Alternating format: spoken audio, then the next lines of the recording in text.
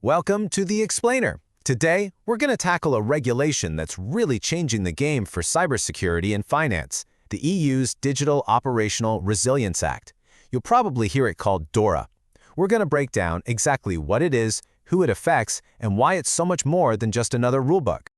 So to really get why this whole thing is necessary, we've got to ask a pretty fundamental question. In our world of digital everything, of interconnected markets, what's the actual weakest link? Because it's not always the big fortress wall you can see. Sometimes it's the tiny, almost invisible crack in the foundation. And you know that crack? It's often hidden in plain sight, right inside the software that powers the entire financial system. Modern applications are basically assembled like puzzles, and a massive 70 to 90% of the pieces are open-source components. Now, this isn't a bad thing, but it creates a huge shared attack surface. I mean, just think back to the absolute chaos of Log4j, right? That was one tiny flaw in one open-source library that put millions of systems at risk. That's the exact kind of problem DORA was built to solve. All right, so here's how we're going to break this down. First, we'll look at the problem itself, what I'm calling the digital domino effect. Then we'll get into what DORA actually is before we dive into its core pillars, knowing your supply chain, really testing your defenses, and how these new rules get enforced. And we'll wrap up by looking at how all of this can actually become a huge competitive advantage. So our first stop, the digital domino effect. Yeah, before we can even talk about DORA, you have to wrap your head around this much bigger, scarier problem of systemic cyber risk. It's not just about one company's security anymore. Here's the core issue. Financial firms, they don't operate in a vacuum, right? They all rely on this massive, tangled web of shared technologies. So just imagine for a second, what if a huge cloud provider that hundreds of banks depend on gets taken out by an attack? It's not just one company's bad day, it becomes a crisis for the entire sector.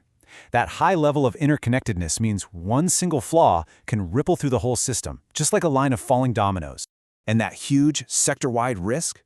That's exactly what the EU is aiming at with its big solution, the Digital Operational Resilience Act, DORA for short. And let's be super clear, DORA is not a friendly suggestion. It's a legally binding regulation. Its whole mission is to create one single, consistent standard for the entire EU financial sector. And the goal is pretty ambitious. Make sure every single firm can withstand, respond to, and recover from any kind of disruption to their tech infrastructure. And believe me, when they say the entire sector, they are not kidding. The scope here is just huge. Of course, it covers the usual suspects, banks, insurance firms, you name it.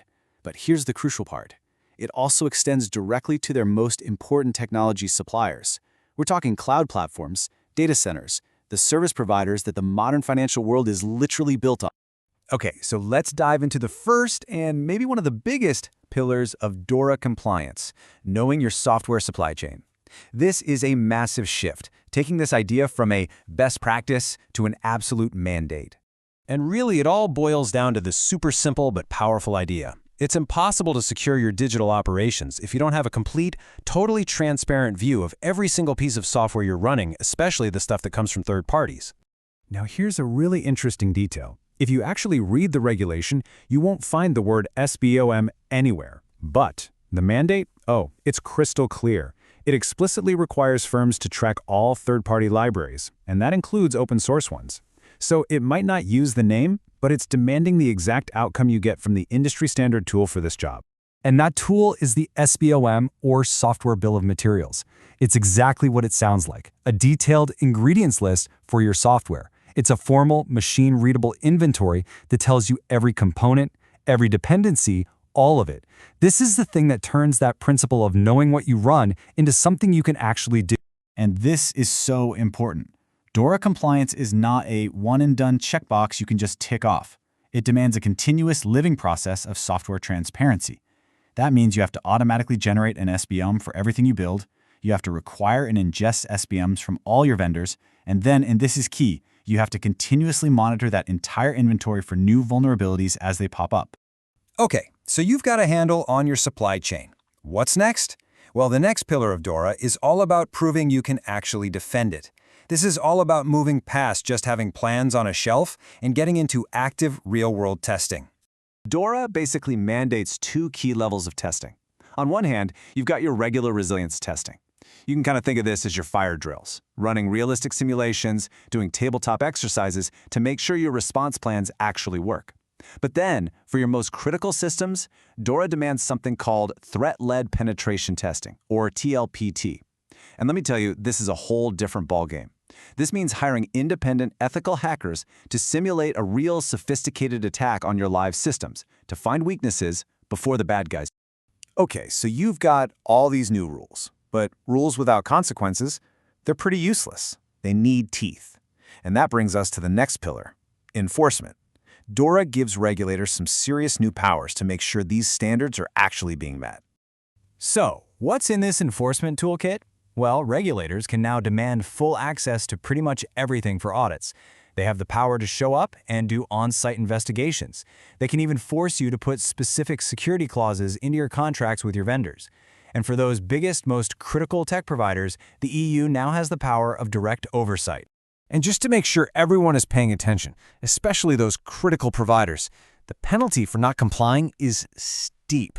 We're talking about a fine of up to 1% of their average daily worldwide turnover from the previous year.